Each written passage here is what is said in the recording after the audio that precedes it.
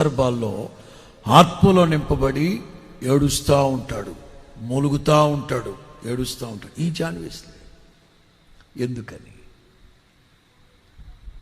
Two characters develop అవుతూ ఉంటాయి. Why? ఎందుకని చెప్తా. రోమపత్రిక 8:26 మనస్సు పెట్టాలి ప్రతి ఒక్కళ్ళు. Okay, Romans chapter 8:26.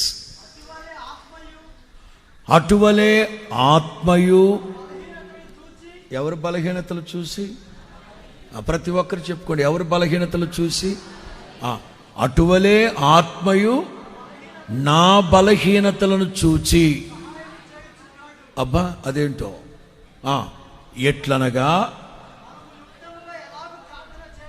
మనకు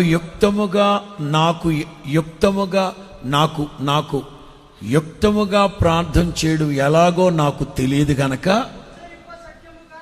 ఉచ్చరింప సఖ్యము గాని మూలుగులతో. ఏ ఆత్మ? ఆ ఆత్మయే మన పక్షముగా. స్తోత్రం చెప్పండి గట్టిగా.